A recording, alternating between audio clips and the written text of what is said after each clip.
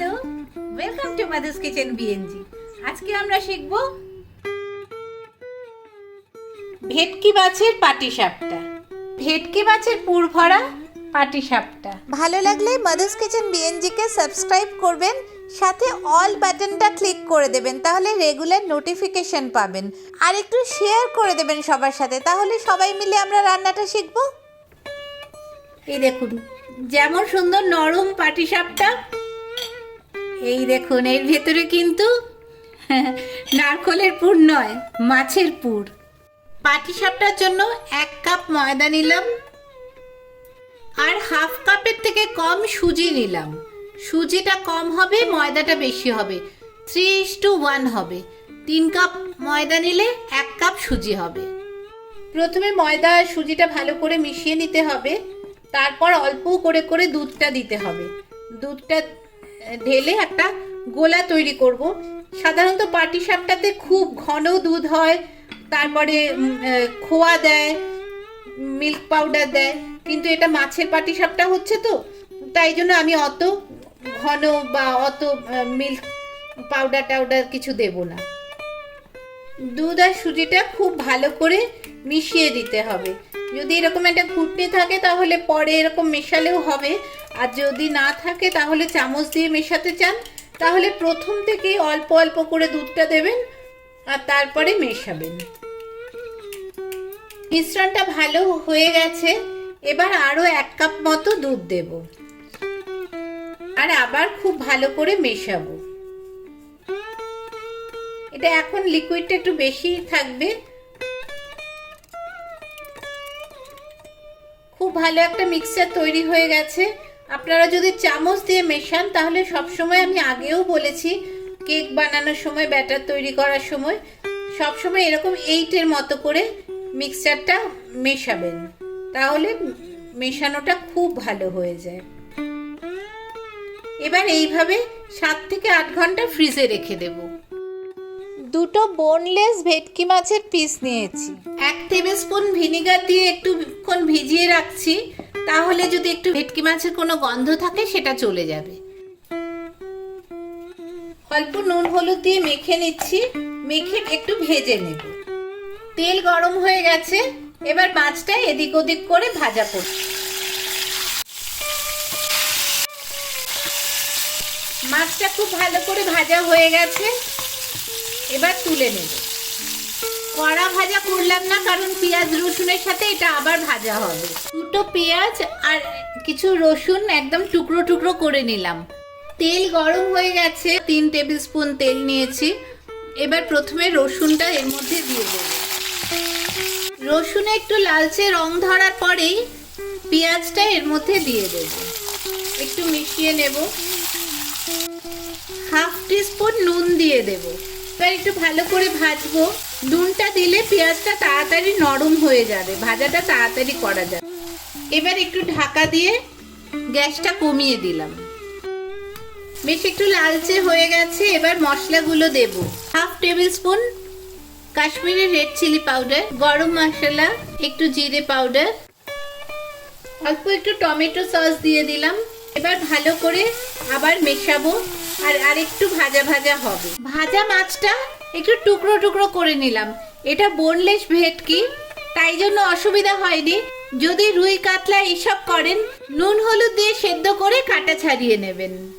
এই মাছটা এর মধ্যে দিয়ে দিচ্ছি, খুব ভালো করে মেশাবো। সেদ্ধ আলুর টুকরো এর মধ্যে দিয়ে দিলাম। এটাকেও খুব ভালো করে এর মধ্যে মিশিয়ে দেব। এই টুকরোটা মেখেও দিতে পারতেন অথবা এমনিও দিতে পারেন।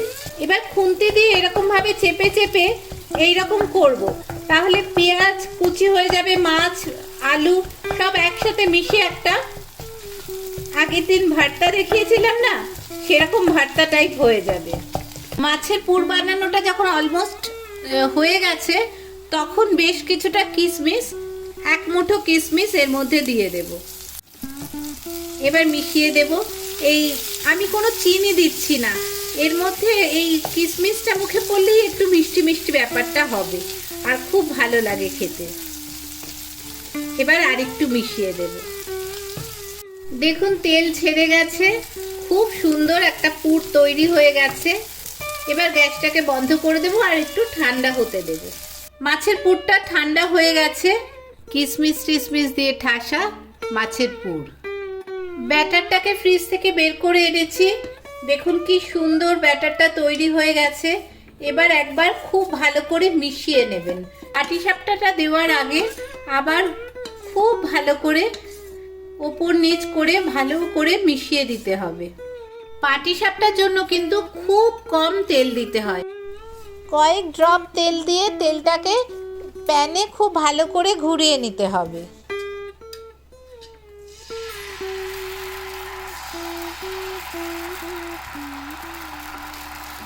খুব অল্প পরিমাণে দেব আর রেক্ট্যাঙ্গেল মতো করে নেব। এবার দেখুন এই যে তৈরি হয়ে এসেছে, এই যে উঠছে, এরকম সময় পুরটা দেব। আগে একটু তৈরি হয়ে নেবে। কম আছে রান্নাটা করছি, গ্যাস ফ্লেমটা কমিয়ে রেখেছি। এবার 1 টেবিল স্পুন পুর এর মধ্যে দেব।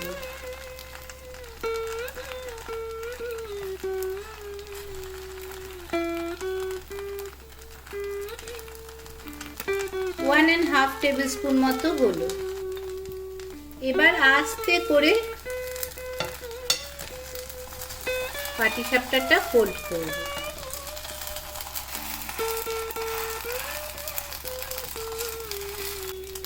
এখানে একটু জল অথবা এই লিকুইড ব্যাটারটা দিয়ে দিলাম। তারপরে উল্টে দিলে কি হবে, এটা একদম সিল হয়ে যাবে আর খুলে যাবে না। এই দেখুন আটকে গেছে। কি সুন্দর ছোট্ট একটা পাটিসাপটা হয়ে গেছে। পাটিসাপটা কিন্তু ধোসার মতো বিরাট বড় বড় হয় না, ছোট্ট ছোট্ট হবে। এদিকটা হয়ে গেছে, এদিকটাও একটু ভেজে নিই। দুদিকটাই খুব ভালো হয়ে গেছে। এবার একটা মাছের পাটিসাপটা এই যে তৈরি হয়ে গেল একটা মাছের পাটিসাপটা।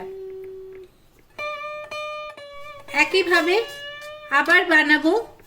একটা সাইড থেকে দেবেন, দিয়েই সাথে সাথে এরকম করতে হবে, না হলে কিন্তু ওটা গরমের তাতে ওটা শক্ত হয়ে যাবে, তখন কিন্তু ব্যাটারটাকে ছড়ানো যাবে না।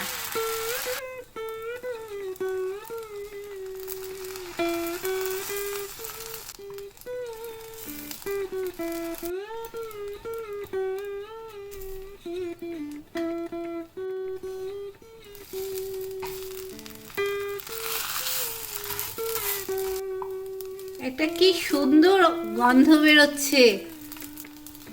তৈরি হয়ে গেল আরেকটা সুন্দর মাছের পাটিসাপটা। তৈরি হয়ে গেল কি সুন্দর ভেটকি মাছের পাটিসাপটা।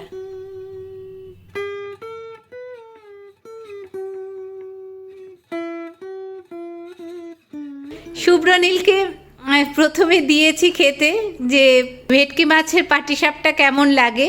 ও তো প্রথমে বিশ্বাসই করতে চাইছিল না। খেয়ে দেখ কেমন লাগছে, আবার বল। দারুণ হয়েছে, খুব ভালো খেতে। সত্যি হ্যাঁ, খুব ভালো। ভালো লাগছে। ও কিন্তু খুব একটা মাছের ভক্ত নয়। ভালো হয়েছে। ভালো হয়েছে। একটা ভেটকি মাছের পাটিসাপটা কেটে দেখাই কেমন হয়েছে। এই দেখুন যেমন সুন্দর নরম পাটিসাপটা, এই দেখুন এর ভেতরে কিন্তু নারকলের পুর নয়, মাছের পুর। আমার চ্যানেলে অনেক অন্যান্য রেসিপিও আছে যেগুলোর আমি খুব সুন্দরভাবে প্লেলিস্ট করেছি, আপনারা দেখতে পারেন। আমি এন্ড স্ক্রিনেও রাখবো, আবার ডেসক্রিপশানেও রাখবো, আর প্লেলিস্টও আপনারা দেখতে পারেন।